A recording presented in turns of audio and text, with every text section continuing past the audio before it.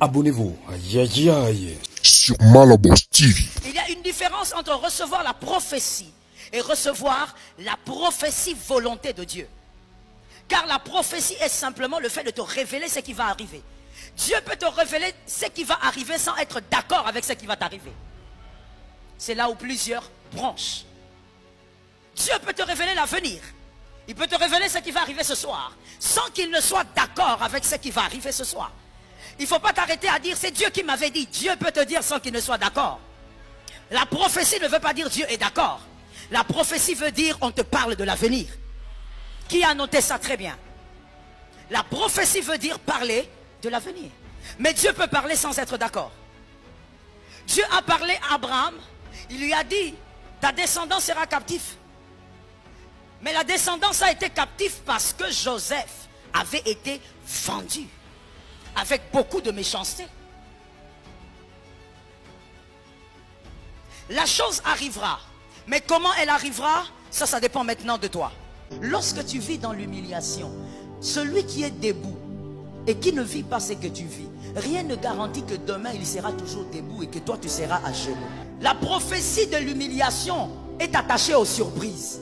Celui qui est à genoux aujourd'hui à cause de l'humiliation pourra engager ceux qui sont debout aujourd'hui. Être à genoux dans la position d'humiliation ne veut pas dire qu'on est faible. Ça veut seulement dire qu'on se soumet à la volonté de Dieu à saisir une gloire.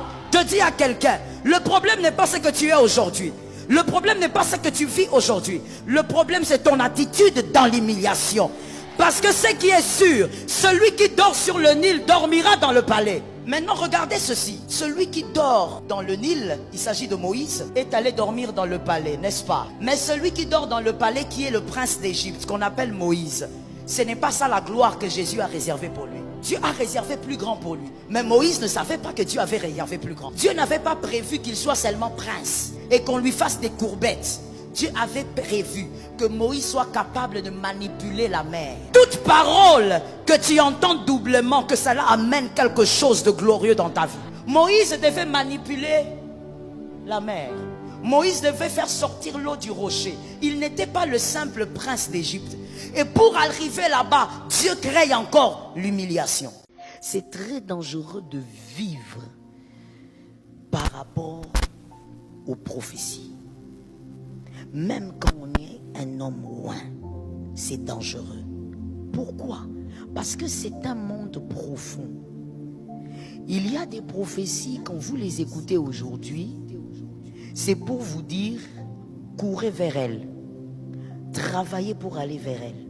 Comme Joseph, il a eu un rêve, mais Dieu ne lui avait pas dit qu'il fallait qu'on le vende et tout ça. Il y a d'autres prophéties, quand vous les entendez, l'interprétation voudrait dire attendez, comme Habakkuk a dit. Mais il y a aussi d'autres prophéties. Même quand on vous donne la prophétie, il y a des conditions. Si vous ne réalisez pas certaines choses, il n'y a pas d'accomplissement. Donc, il y a aussi, quand je parle de cette troisième catégorie, je veux dire, donc, dans cette troisième catégorie, il y a des prophéties qui ne sont pas justement des acquis. Où tu te dis, ah, on m'a dit, de toutes les manières, on m'a déjà dit que ça va se faire comme ça. Moi, j'attends. Non. Voilà pourquoi je dis c'est dangereux pour un enfant de Dieu, pour un serviteur, de vivre par rapport aux prophéties. On ne vit pas par rapport aux prophéties. Regardez, quand je dis vivre par rapport aux prophéties, il faut bien comprendre. Joseph, quand il a eu ses visions, il était un enfant. Mais quand il est arrivé chez Potiphar, il avait un peu grandi. En prison aussi, il avait grandi. Je crois qu'il comprenait un peu ce que voulait dire ce qu'il avait vu. Mais en prison, Joseph ne s'est pas dit, moi je ne peux pas avoir ce genre de travail. Quand on lui a donné ce poste-là de gardien de prison, il n'a pas dit, non, non, non, moi ce genre de choses, non, non, non. Moi j'ai fait un rêve. Moi je suis ministre. Moi j'attends mon poste. C'est ce que nous vivons aujourd'hui. Si Joseph était quinois, c'est ce qu'il allait faire aujourd'hui. S'il était de cette génération, c'est ce qu'il allait faire aujourd'hui. Être en prison et dire, non, moi je ne peux pas faire ces genres de boulot-là.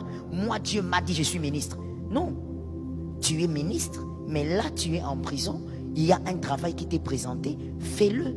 Et en lisant la fin, on comprend que c'est par ce chemin-là, au fait, qu'il est allé devenir ministre. Donc, il est dangereux de faire les choses ou de vivre focalisé sur les prophéties.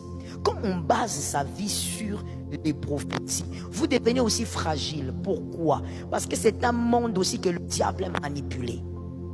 Vous devenez donc très fragile. Le diable pourra vous séparer, le diable pourra créer la zizanie, parce que c'est un monde sur lequel vous ne pouvez pas fonder ou baser toute votre vie. On ne se marie pas par prophétie. Maintenant, je vais pièce par pièce.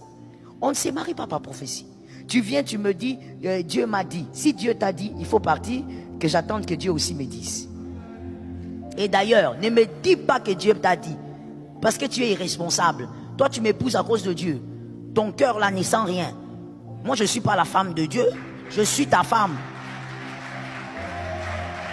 Oh. C'est quelqu'un entend? Hein? Même l'église n'est pas la femme de Dieu. L'église est l'épouse de Jésus. Toi, tu vas venir comme ça me dire, Dieu m'a dit. Non.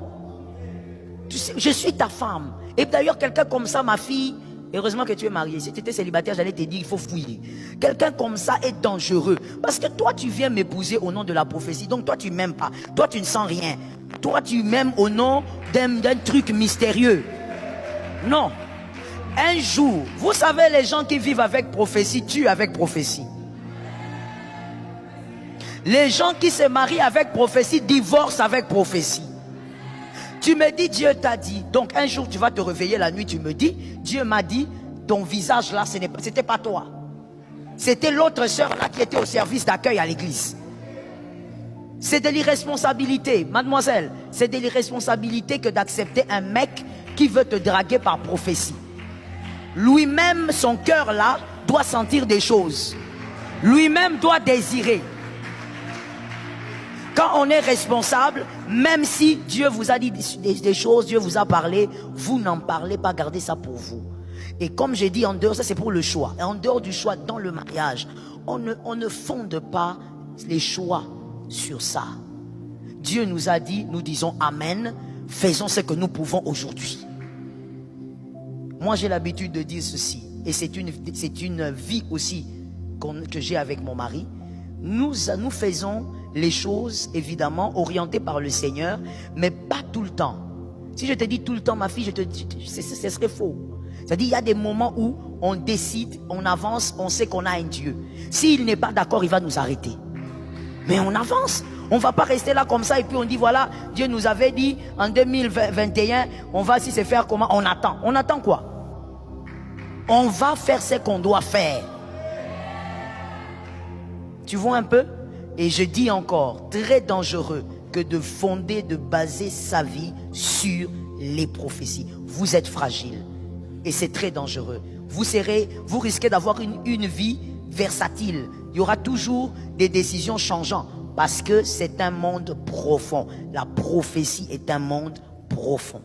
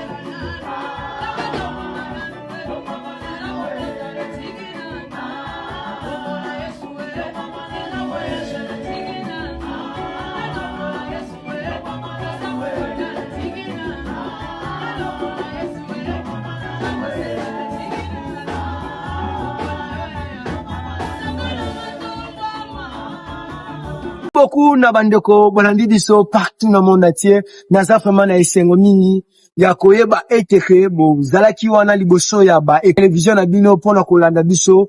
Merci beaucoup. Je salue tout le monde et je vous remercie mes très chers abonnés de Malabos TV. Merci beaucoup. tukutani na numero ya sika.